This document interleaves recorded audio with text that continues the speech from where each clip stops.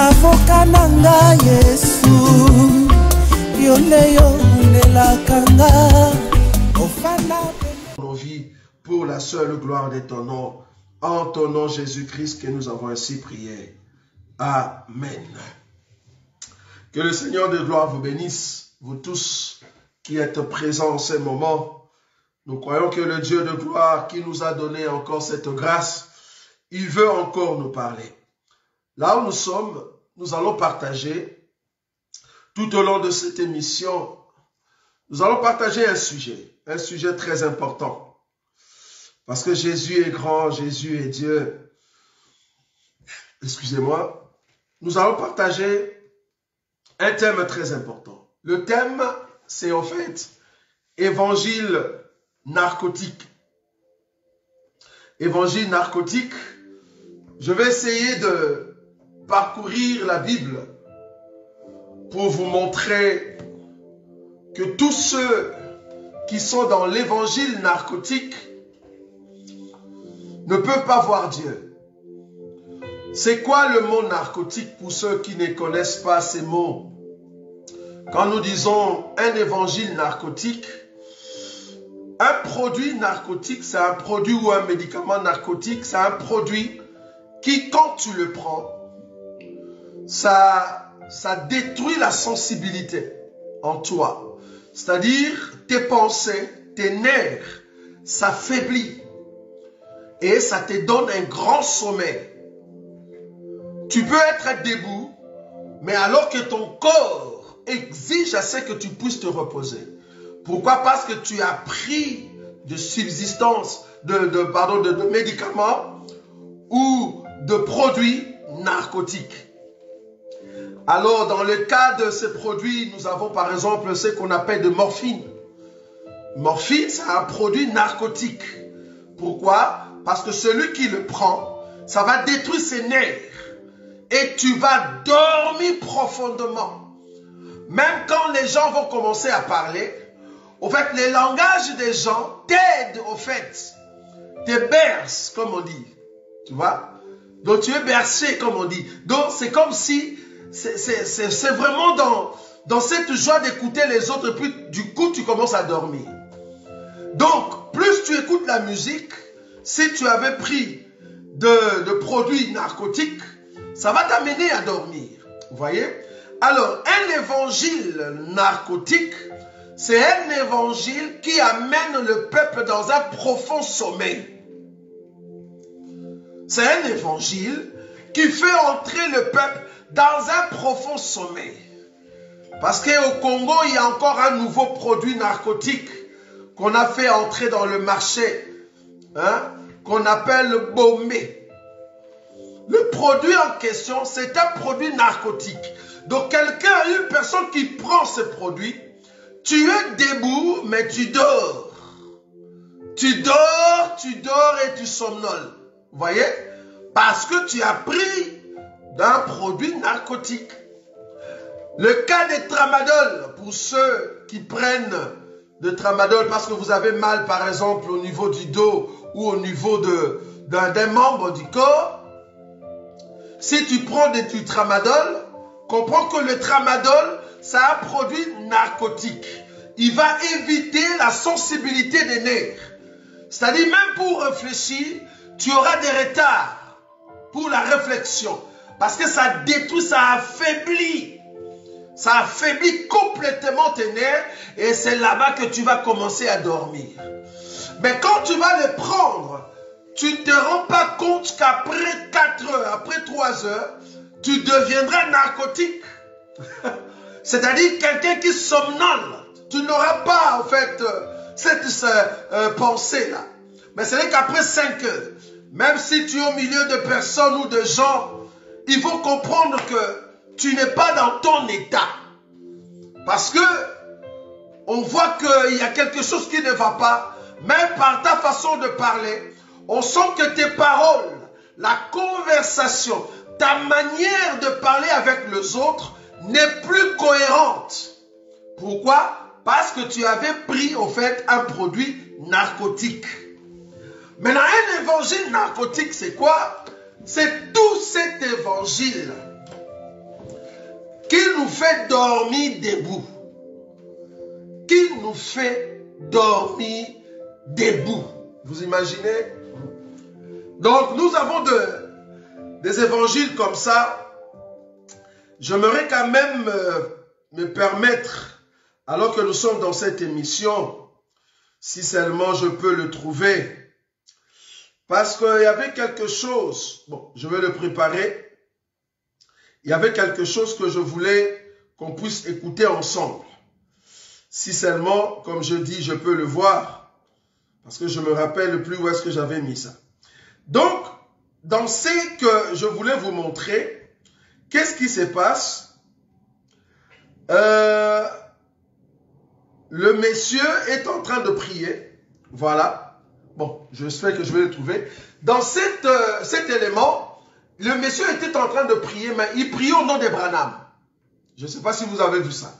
Donc, le monsieur, il priait au nom de Branham. Donc, comme nous, on prie au nom de Jésus, eux, ils prient au nom de Branham. Je dis, mais ces gens sont partis trop loin. Comment tu peux prier, recommander les gens au nom de Branham? Ça, vous voyez, c'est là. Ça, c'est de l'évangile narcotique. Vous voyez? C'est-à-dire faire dormir les gens debout. Bon, je vais trouver l'élément tout à l'heure. Mais je vais quand même expliquer les narcotismes dans la Bible. Remarquez, je suis dans le livre de Marc. Remarquez ce que Jésus a dit. Je vais expliquer cette écriture. Je suis dans le livre de Marc chapitre 13. Marc chapitre 13, la Bible dit ceci. Remarquez les deux sortes de serviteurs que nous avons aujourd'hui.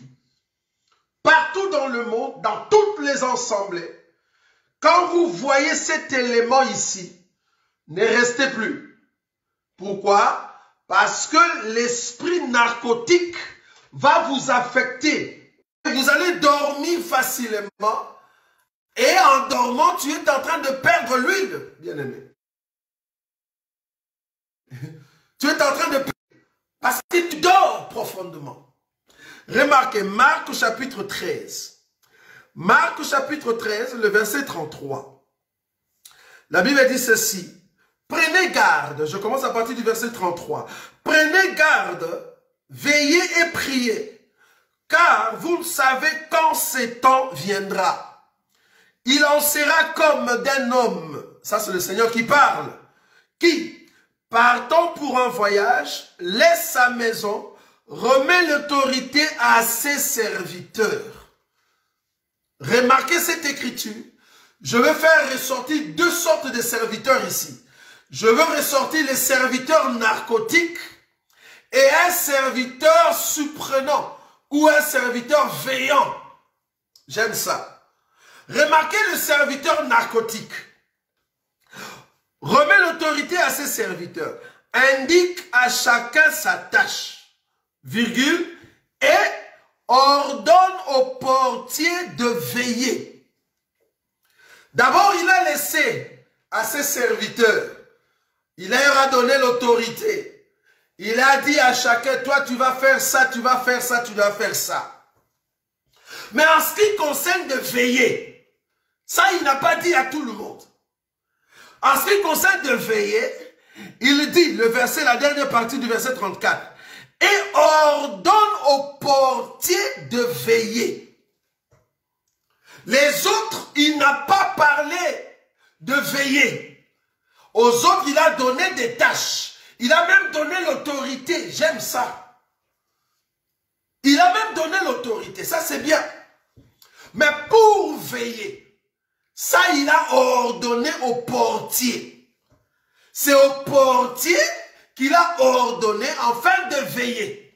Quand on dit au portier de veiller, c'est parce que c'est le portier qui contrôle l'entrée et la sortie de toute personne. C'est au portier qu'on a ordonné de veiller. Ok.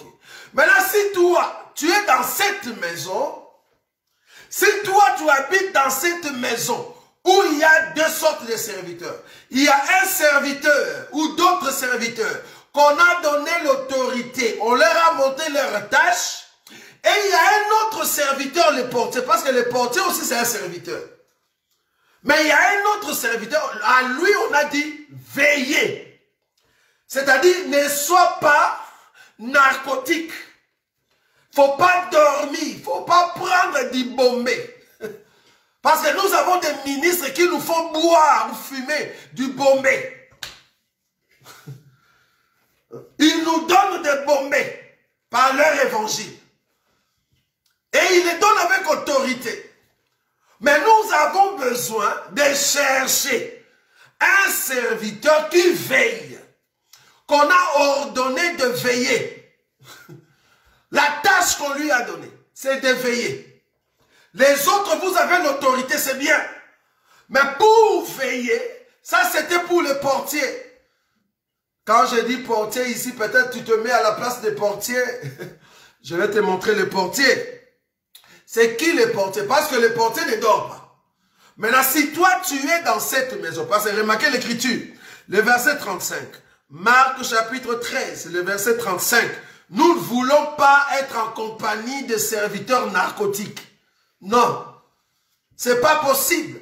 Ils vont nous donner leur, comment on dit, leur goût, leur façon de parler, leur manière de servir, mais une manière narcotique pour faire dormir le peuple.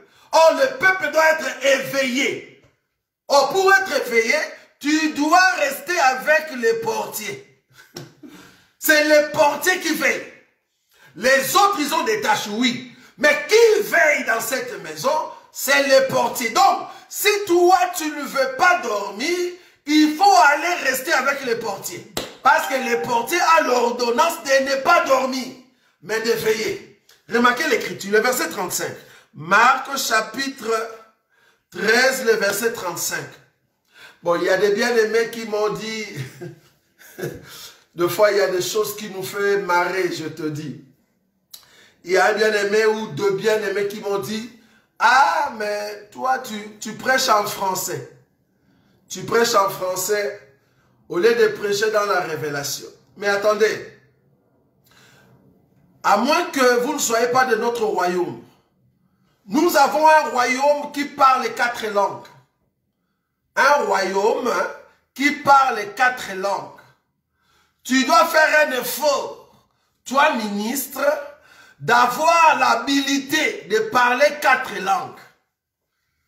Si tu es un vrai ministre de Dieu, aie un peu l'habilité de parler 4 langues. Parce que nous savons prendre une écriture et monter avec très haut. Nous savons le faire. Mais il y a des moments où on regarde nos bien-aimés. Quand il est en train de courir comme l'autruche, on se dit, mais où est-ce que tu as appris à marcher? Parce qu'on ne voit pas comment il marche sur terre. La doctrine, comment présenter les choses simplement. Ils ont des difficultés. À chaque fois qu'ils touchent une écriture, directement ils montent. Là, on comprend que tu n'es pas l'aigle. L'aigle, quand il monte, il descend pour venir prendre la proie. Tu es ce qu'on appelle des sauterelles. Tu vois des sauterelles? Sauterelles, quand il y a un mouvement, il saute. Il ne faut pas sauter tout le temps. Aie l'habilité de parler 4 langues. Soit disant, je prêche en français. Oui, je prêche en français quand c'est dans la doctrine. Il faut expliquer les choses telles que les choses se sont déroulées, telles que la doctrine les demande. Mais dans la révélation, nous savons l'expliquer. Ça, vous voyez cela? Donc, quand on dit, ah, tu prêches en français, j'ai dit oui. En français, parce que c'est dans la doctrine et surtout dans la connaissance. J'ai besoin de bien saisir les contextes de choses, l'historique de choses. C'est très important.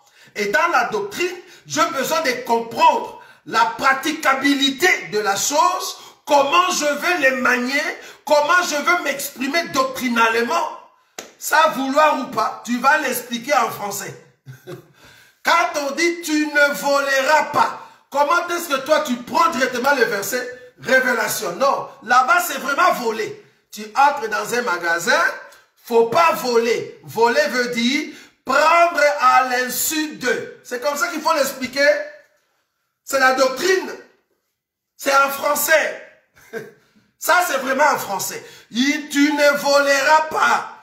Tu ne commettras point d'adultère. N'allez pas dans la révélation. L'adultère veut dire prendre la femme d'autrui. Or, bien-aimé, la femme d'autrui en question, c'est l'église. Quand un homme de Dieu est en... Là, tu montes, bien-aimé. C'est pas ce que nous voulons. On parle de l'adultère, vraiment un homme qui a pris la femme d'autrui. Explique-le dans la doctrine, pourquoi tu montes? Nous savons tous comment monter. Mais doctrinalement, il faut l'expliquer. Quand on dit voler, toi tu montes. Voler veut dire prendre la chose de quelqu'un. Or, comprenez bien aimé, voler c'est voler la parole de Dieu. Quand tu voles la parole de Dieu, tu deviens, là tu es en train de monter. Parlez-nous de voler physiquement. J'entre dans un magasin, je vole. Ça c'est les Français. Donc nous savons prêcher en français et nous savons prêcher dans les langages du ciel, bien-aimés. Nous sommes sur terre, nous devons présenter les choses telles que la doctrine l'a présentée. C'est pour cela que nous sommes des personnes qui veillent sur la doctrine et nous veillons sur la révélation. Parce que n'oubliez pas, la révélation c'est le multicolore, multicouleur. Tunique de multicouleurs de Joseph. Ça, c'est la révélation. Mais il faut n'oublier pas, la doctrine, c'est quand la tunique a été prise et qu'on a mis dans les sangs. Quand la tunique est entrée dans les sangs, toute la couleur disparaît. On voit seulement une couleur, la couleur rouge du sang. Et c'est par cette couleur que le Père va comprendre que Joseph est mort. Parce que c'est le sang qui doit témoigner que Joseph est mort. Donc une couleur, ça c'est la doctrine. Nous tous, nous pouvons voler. Tu peux prendre la couleur de la tunique de Joseph mauve, bleu, jaune, orange, violet, comme tu veux. Gloire à Dieu. Mais il suffit seulement que tu présentes Jésus. Gloire à Dieu. Mais quand on rentre dans la doctrine, quand on voit que ta doctrine n'est pas juste, ça ne présente pas la couleur rouge, nous allons crier au secours. Au secours parce qu'il y a quelqu'un qui est narcotique. Ça vous voyez? Parce que là, tu as un évangile narcotique. Nous ne voulons pas cet évangile narcotique, surtout dans la doctrine. Parce que la doctrine, on doit pratiquer tel que la Bible le donne. Alors remarquez, le verset 35, la Bible dit ceci. La Bible dit dans le verset 35, veillez donc, car vous ne savez quand viendra le maître de la maison, ou le soir, ou au milieu de la nuit, ou au chant du coq, ou le matin. Craignez qu'il ne vous trouve endormis. Qu'est-ce qui a fait que le peuple vont dormir alors que le Seigneur a laissé le peuple entre les mains de ses serviteurs? Il y a deux sortes de serviteurs ici. Nous avons les serviteurs qui ont reçu l'autorité et ils ont reçu des tâches. Et il y a un autre serviteur qu'on appelle les portiers. Or, les portiers ont reçu l'ordre, j'aime ça, l'ordre de veiller. Donc, toute personne qui veut veiller, n'allez pas auprès de ceux qui ont seulement l'autorité. Non, allez auprès de ceux qui ont reçu l'ordre de veiller. Pourquoi? Parce que respectant la parole du maître, toute la nuit, il sera toujours comme ça. Il sera toujours des yeux comme ça en train de veiller. Donc si toi aussi tu veux veiller, va auprès du portier. Parce que le portier ne dort pas. Il doit veiller. Mais là, c'est qui le portier? Ça, c'est la doctrine. Je ne montre pas. C'est la doctrine. Toute personne qui va s'attacher au portier, il ne peut pas dormir. C'est la doctrine. Je vais prendre une écriture. Je suis dans le livre de Psaume. Je veux voir les portiers qui ne dorment pas. C'est un portier qui veille. On lui a dit, toi, l'ordre qu'on te donne, tu ne peux pas dormir. Donc, en aucun cas, tu fermeras tes yeux. Psaume chapitre 121. Je veux voir les portiers qui ne dorment pas, auprès de qui nous pouvons partir toute la nuit. Nous serons toujours éveillés jusqu'à ce que le Seigneur viendra. C'est qui ces portiers-là? Psaume chapitre 121. Je vais prendre une écriture, le verset 3. La Bible dit, il ne permettra point que ton pied chancelle. celui qui te garde ne sommeillera point. Le verset 4. Voici, il ne sommeille ni ne dort. Celui qui garde Israël. L'Éternel est celui qui te garde. L'Éternel est ton ombre à ta main droite. Les portiers, c'est notre Dieu. Toute personne qui s'attache au portier, si tu sors auprès des serviteurs qui ont reçu seulement l'autorité, ils sont en train de faire leur tâche. Mais au milieu de la nuit, ils vont dormir. Alors pour que toi, tu ne dors pas, va auprès du portier. Celui qui ne sommeille et qui ne dort. Pourquoi? Parce qu'il a reçu l'ordre de ne pas dormir. Alors si moi je veux être éveillé, je dois m'attacher à l'Éternel, m'attacher à la parole, pas aux paroles de deux hommes. Parce que la Bible dit, tout homme est menteur, seul Dieu est vrai. Or Dieu c'est lui le portier. Le problème aujourd'hui avec l'évangile narcotique, c'est quoi? Le problème aujourd'hui avec l'évangile narcotique, au fait, les serviteurs qui ont reçu l'autorité et qui ont reçu, au fait, des tâches, quand ils tombent, ils deviennent des ingénieurs. Je ne sais pas si vous savez que dans cet évangile, aujourd'hui au temps de la grâce, nous avons des hommes de Dieu qui sont des ingénieurs. Ils sont passés 5 ans pour devenir ingénieurs. Quand je dis 5 ans, ne vois pas l'université. Et quand je dis ingénieur, ne vois pas ingénieur en informatique. Je suis en train de parler des ingénieurs au mal. Donc il a reçu les diplômes d'un ingénieur. La Bible l'appelle ingénieur au mal. Donc il sait comment faire le mal. Et il sait comment réparer cela. Et il tombe dans le même mal. Et des gens comme ça, ils t'amènent aussi dans le mal pour que tu tombes aussi. Il approuve son mal. Donc toi tu tombes, il t'appelle, il te donne des conseils. Comment tu peux te relever avec ton péché là? Non pas pour rentrer au Seigneur Jésus, mais pour continuer dans les mêmes péchés. Il te donne des techniques. Parce que c'est un ingénieur. Pendant 5 ans de grâce, pendant 5 ans, il a un diplôme d'ingénieur. Ingénieur au mal. Je vais donner une écriture. Romains, les ingénieurs. Merci beaucoup parce que vous avez étudié pendant 5 ans. Et vous avez des diplômes d'ingénieur. Mais nous, on n'a pas cette grâce-là. Nous ne sommes pas des ingénieurs. Nous sommes encore des enfants en Christ Jésus. Donc ne nous amenez pas sur votre chemin. Les ingénieurs qui nous font dormir debout. Avec toutes sortes d'enseignements. Des enseignements qu'on avait vomis hier. Et qu'aujourd'hui on les mange encore. Non. Ça c'est un évangile narcotique. Non. Remarquez, Romains, les ingénieurs. Ah, vous êtes très forts.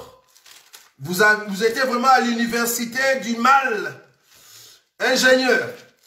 Romains chapitre 1er. C'est pas moi qui ai dit que vous êtes des ingénieurs. Je commence à partir du verset 26. Romains chapitre 1er verset 26. C'est pourquoi Dieu les a livrés à des passions infâmes. Car leurs femmes ont changé l'usage naturel en celui... leurs femmes ont changé l'usage naturel en celui qui est contre nature. Et de même, les hommes, abandonnant l'usage naturel de la femme, se sont enflammés dans leurs désirs les uns pour les autres, commettant homme avec homme de choses infâmes et recevant en eux-mêmes les salaires que méritent leur égarement. Verset 28.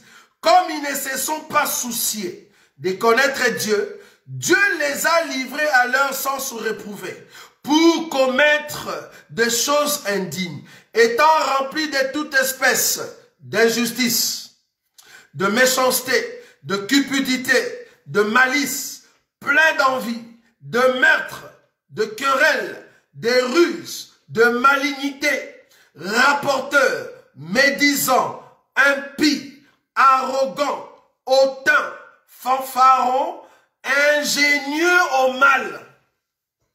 Ingénieux au mal. Pour être ingénieux au mal, tu dois être un ingénieur. C'est-à-dire, tu sais comment faire le mal. Et tu sais comment le rendre encore succulent.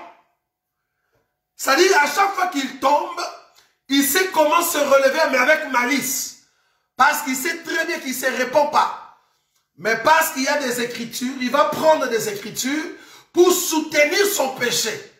Ça, ce sont des ingénieurs. Un ingénieux au mal. Donc, il a eu tout son temps pour étudier comment faire le mal et continuer dans le mal sans pour autant que les gens puissent me détester. Ça, c'est une manière narcotique.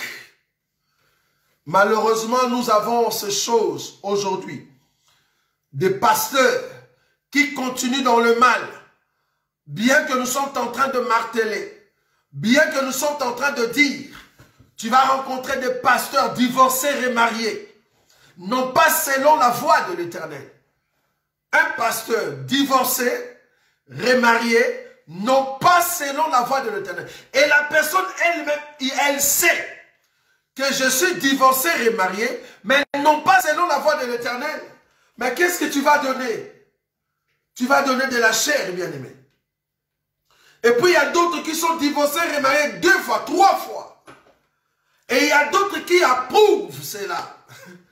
Qui approuvent le mal. Remarquez, Romains chapitre 1er. Remarquez, Romains chapitre 1er, le verset 32. Le verset 32. Et bien qu'ils connaissent les jugements de Dieu, déclarant dignes de mort ceux qui commettent de telles choses, non seulement ils le font, c'est-à-dire le mal, les ingénieurs au mal, non seulement ils le font, mais encore ils approuvent ceux qui le font. Ils approuvent ceux qui le font. C'est-à-dire quand tu tombes dans le même péché que lui, il vient te soutenir. Tu vois les ingénieurs? Parce que c'est un ingénieur, il sait comment t'aider pour que tu continues dans le mal. En d'autres termes, il te donne un produit narcotique, un enseignement narcotique. Quand tu vois une personne qui t'amène sur la voie du péché, la voie où tu ne sais pas te relever, comprends que cette personne est narcotique. Tout ce qu'il te dira, c'est pour te faire dormir debout. Or, le Seigneur nous a dit que la seule personne dans les Écritures qui a reçu l'ordre de veiller, c'est le portier. Or, le portier qui veille à l'entrée et à la sortie de la bergerie, c'est notre Seigneur Jésus. C'est pour cela que quand nous nous approchons de Jésus, il nous éclaire pour que nous ne puissions pas dormir. Parce qu'il faut comprendre, nous sommes dans une période où Dieu est en train de faire l'élection. Il faut comprendre que c'est Dieu qui a appelé tout le monde. Il a appelé tout le monde. Oui, nous sommes d'accord. Mais il n'a pas élu tout le monde. Non. Dieu n'a pas élu tout le monde. Il a appelé tout le monde, mais il n'a pas élu tout le monde. Pour que tu passes à l'élection de Dieu, pour que tu sois un élu, tu dois être une personne attachée au portier. Parce que c'est la seule personne qui ne dort pas. Il veille sur la doctrine, sur les Écritures. C'est malheureux. C'est malheureux de voir que nous sommes petit à petit en train de vivre le retour de ce qu'on avait rejeté. Je vais quand même finir ici, parce que le but ici, c'est de vous aider à comprendre que si tu demeures dans le péché, si tu es tombé et que tu ne veux pas te relever, tu continues là-bas et tu appuies le mal par des versets, comprends que tu es devenu narcotique. Nous ne saurons pas manger avec toi. Nous allons t'abandonner. Nous allons prendre notre chemin. Parce que ceux qui demeurent dans le mal, en tout cas Paul l'a très bien dit, de tels frères qui commettent ça et ça et ça, faut même pas leur dire bonjour. faut même pas rester avec eux. Parce qu'ils vont te contaminer leur façon de voir les choses narcotiquement. Parce que ce sont des gens qui dorment. Ils ont pris des produits de l'évangile, de la parole narcotique. Tu vas le voir en train de parler les choses de Dieu, mais son esprit dort. Il a pris, fait bomber. Onction bombique. Bombique, je ne sais pas si ça existe. Hein? Bombé. Ou tramadolique. Donc un produit qui te fait dormir. Les nerfs, ça ne fonctionne plus. L'esprit, ça ne fonctionne plus. Un homme de Dieu qui n'aime pas la prière. Un homme de Dieu qui n'aime plus les réunions là où ils ont pris beaucoup. Un homme de Dieu qui n'aime pas la repentance. Ah non, les choses de se repentir, de demander pardon, ça c'est pour les petits enfants. Et toi maintenant, tu es un ingénieur. Parce que nous sommes des petits enfants. Nous pouvons demander pardon. Si je tombe, je demande pardon. Donc toi, tu ne demandes pas pardon. Parce que tu es un ingénieur. On te comprend. Tu as les diplômes, ingénieur au mal. Tu vois? Donc tu ne veux pas cet évangile-là. Ça, c'est pour les enfants. La repentance. Moi, je n'ai pas le temps de prêcher sur la repentance. Moi, je veux prêcher sur les narines de David. Moi, les choses que je veux, c'est la langue qui pue de la femme sunamite. Yoka baptême. Pour faire quoi? Pour impressionner qui? Pour aller où? Avec des thèmes comme ça. La barbe qui a été coupée par les doigts de Samson. Mais tu veux nous amener où? Avec des thèmes comme ça. Si seulement tu dis que Jésus-Christ est bon, je vais vous montrer la bonté de Dieu. Non, ça c'est pour les enfants. Ça c'est pour ceux qui sont encore à la mamelle. On comprend que tu es un ingénieur. Mais quand tu tombes, il y a l'odeur qui sent mauvais partout. C'est parce que tu es impudique, un adultère, un cupide, quelqu'un qui aime l'argent. Oh, les cupides ne verront pas Dieu. Quand nous martelons les choses comme ça, nous-mêmes, nous regardons les Écritures pour ne pas tomber là-dedans. Pour ne pas tomber là-dedans. Remarquez, je vais terminer par ici. Bon, il y a beaucoup à dire. Hein. C'est notre manière de prêcher. Nous sommes ceux qui frappent très fort sur le péché. Parce que nous-mêmes, nous contrôlons. Et c'est Dieu qui nous donne la force de marcher avec l'assurance que nous avons. Quand tu vois quelqu'un qui n'aime pas frapper très fort sur le péché, c'est un narcotique. C'est un homme qui vous fait dormir.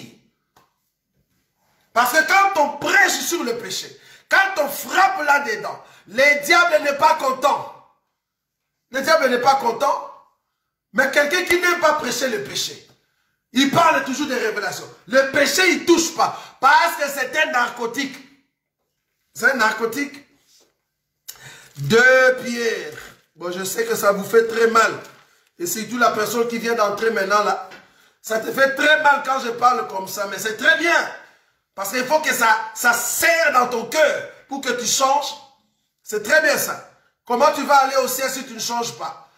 Tu penses que tu vas aller au ciel parce que tu présentes la révélation? Ou bien tu présentes les choses selon la voie de... Non. Nous présentons les choses parce que nous sommes simples et que nous avons reçu l'esprit de la repentance. Tu ne te réponds pas. Tu commets de péché après péché, péché après péché. Tu ne sais pas te relever. Comment tu vas aller au ciel? Comment tu vas aller au ciel? 2 Pierre chapitre 2, le verset 22. 2 Pierre chapitre 2, le verset 22, la Bible dit, je commence à partir du verset 21, « Car mieux valait pour eux n'avoir pas connu la voie de la justice, que de l'avoir connue et de se détourner du saint commandement qui leur avait été donné. Vous aviez reçu la lumière avant, mais après quelque temps, vous le rejetez. Vous dites, ah non, on n'avait pas bien vu. Et après, vous voulez maintenant donner un enseignement que tout le monde voit réellement que c'est faux. Mais pourquoi rester là-bas? Le verset 22. Il leur est arrivé ce que dit un proverbe vrai. Le chien est retourné à ce qu'il avait vomi. le chien est retourné à ce qu'il avait vomi. Et la truie lavée s'est vautrée dans les bourbiers. La truie lavée s'est vautrée dans le bourbier. Tous ceux qui avaient abandonné les mensonges, tous ceux qui avaient abandonné le vol, l'impudicité, la cupidité, vous aviez abandonné, vous êtes venus à Jésus. Si vous rentrez là-bas et que vous voulez encore manger ces mêmes péchés-là, vous devenez ingénieur, tu vas chercher des écritures pour soutenir ces péchés, alors dis-toi, tu es dans cet évangile narcotique. Parce que tu n'es plus un saint. Quelqu'un qui demeure dans le péché, tu n'es pas saint. Par rapport à cette écriture, tu n'es pas saint, mais tu es un chien.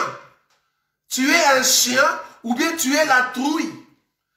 Donc, quand tu t'assembles avec des personnes comme ça, vous n'êtes pas une assemblée de saints, mais vous êtes une assemblée de chiens. Une assemblée de trouilles, c'est-à-dire de ceux qui rentrent dans la nourriture qu'ils ont vomi, de ceux qui rentrent dans le péché, de ceux qui rentrent dans les mensonges, de ceux qui rentrent dans l'adultère. On a condamné l'adultère, on a condamné l'impudicité, on a condamné la magie, on a condamné la franc-maçonnerie. Si tu rentres là-bas, ceux qui touchent des fétiches, ceux qui disent soi-disant l'onction doit être accompagné par des lectures de livres, hier vous aviez rejeté cela, mais aujourd'hui vous rentrez là-bas, vous êtes une assemblée de chiens, une assemblée de trouilles, c'est-à-dire ceux qui mangent la nourriture qu'ils avaient rejetée. C'est ce que nous présentons, bien-aimés. Je sais que ça fait très mal. Moi, je ne m'aurais pas rentré dans ce que j'avais vomi. Si seulement c'est le Seigneur qui m'avait donné la lumière, je ne veux pas rentrer là-dedans. Je ne veux pas rentrer. Je ne veux pas être un chien. Je ne veux pas être la trouille. Non.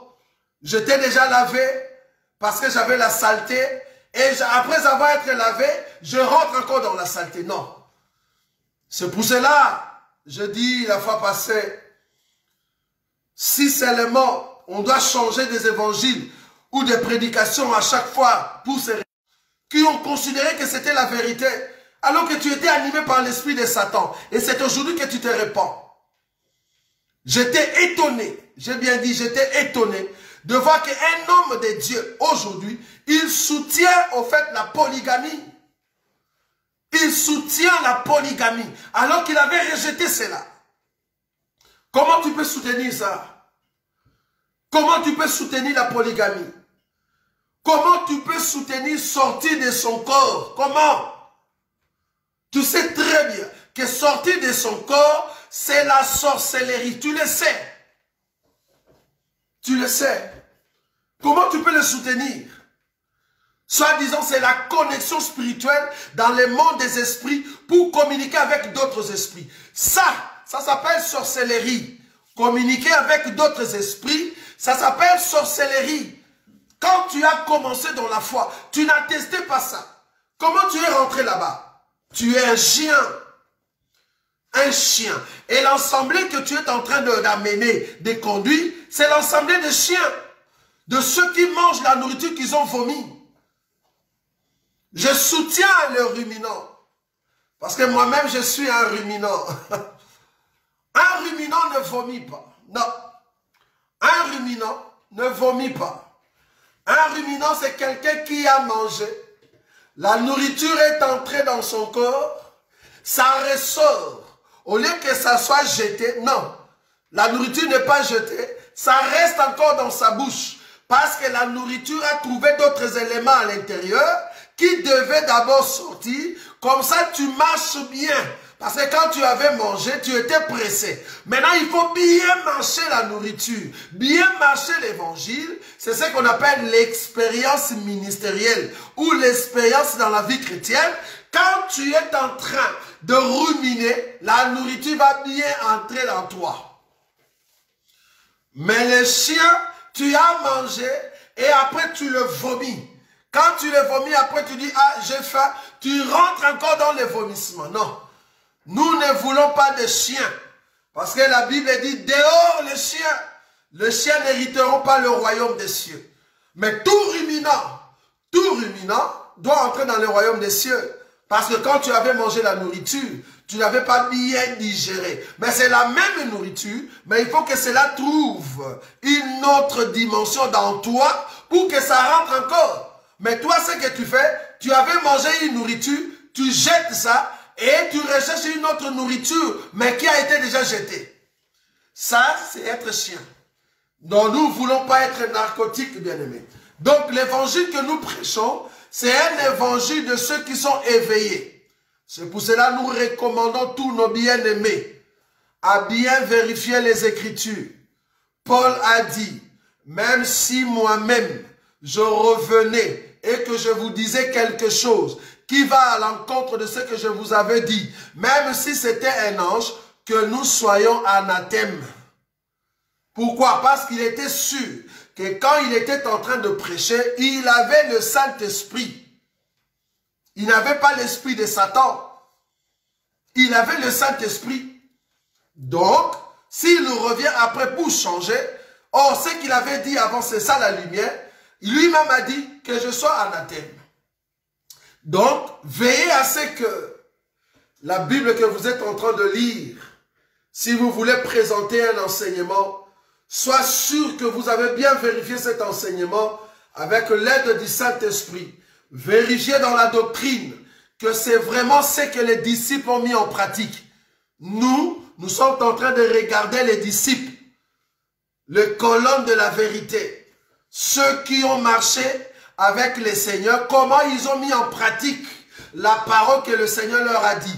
Parce que Jésus a dit, le Saint-Esprit vous rappellera tout ce que je vous ai dit. Donc, tout ce que les disciples ont fait, c'est ce que moi je fais. Parce que c'est ce que le Seigneur avait dit et que le Saint-Esprit a rappelé. Donc, je ne peux que suivre le disciple. Je ne vais pas rajouter. Je vais suivre les disciples. Là où les disciples ont dit non, moi aussi j'ai dit non. Là où les disciples ont dit oui, j'ai dit oui. Je ne vais pas fabriquer. Un homme de Dieu a dit, Paul et le Pierre n'avaient pas terminé les actes des apôtres. C'est nous maintenant qui terminions, au fait, cet acte des apôtres. Donc, il faut rajouter des choses. Il est même parti pour dire, regarde même ici, Paul a dit que ce n'est pas le Seigneur, mais c'est moi. Donc, moi aussi, je peux venir avec une porte. Non. Tout ce que tu peux dire, si le centre de la chose n'est pas Christ, comprends que tu es en dehors. Tu es un narcotique. Parce que tous les disciples, tout ce qu'ils ont dit, Jésus-Christ a dit, je vous ai tout dit. Je vous ai tout dit. Donc quand il parlait avec la femme samaritaine, Jésus, quand il nous dit tout ce qu'il avait à nous dire, il nous a dit ça. Et quand nous regardons les disciples, nous suivons ce qu'ils sont en train de mettre en pratique. Bon, c'est ça la doctrine. On doit marteler là-dessus pour que le peuple marche dans la lumière.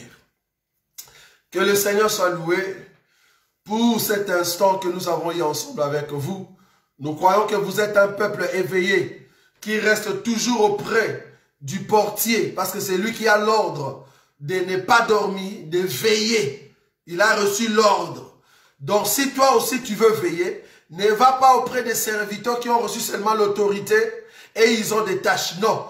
Et ils n'ont pas reçu l'ordre de veiller. La seule personne, le seul serviteur qui a reçu l'ordre de veiller, c'est le portier. C'est auprès du portier que tu auras la force de ne pas dormir parce qu'à chaque fois, il te parlera. Et c'est comme ça que tu ne vas pas dormir. Un portier, c'est quelqu'un toute la nuit, il va créer des chansons, il va créer des contes, il va créer des paroles pour que tu ne dormes pas. Il va t'aider afin que tu ne puisses pas dormir. Or, notre portier, comme je dis tout à l'heure, c'est notre Seigneur Jésus. Si tu t'attaches à la parole, si tu t'attaches à la doctrine, chaque fois le Seigneur va éveiller ton cœur pour que tu ne puisses pas dormir. Et quand l'époux sera là, nous allons monter. Voilà ce que nous voulions dire au peuple de Dieu, de ne pas au fait être au milieu des narcotiques, mais d'être au milieu de ceux qui sont éveillés avec la parole de Dieu. Que Dieu vous bénisse. nous allons nous rencontrer dimanche à partir de 18 h avec un nouveau thème, n'est-ce pas? Parce que je vais commencer l'enseignement. Le thème en question, c'est en fait, je vais parler sur comment on dit, du veau d'or à l'arche de l'alliance. Du veau d'or à l'arche de l'alliance. Nous allons toucher beaucoup d'éléments tout au long de cet enseignement. Je sais que le Seigneur va nous bénir beaucoup parce que là-dedans, il y a un thème très important que nous allons soulever. De qui ce jeune homme est-il fils? De qui ce jeune homme est-il fils? Ce sera le thème central du veau d'or à l'arche de l'alliance. En tout cas, nous allons commencer cet enseignement à partir de ce dimanche, à partir de 18 h, donc ne manquez pas, pour ceux qui aiment la parole révélée, la parole dans la profondeur. Nous serons là pour glorifier le nom de notre Seigneur Jésus. Merci Jésus, merci Jésus, merci Jésus.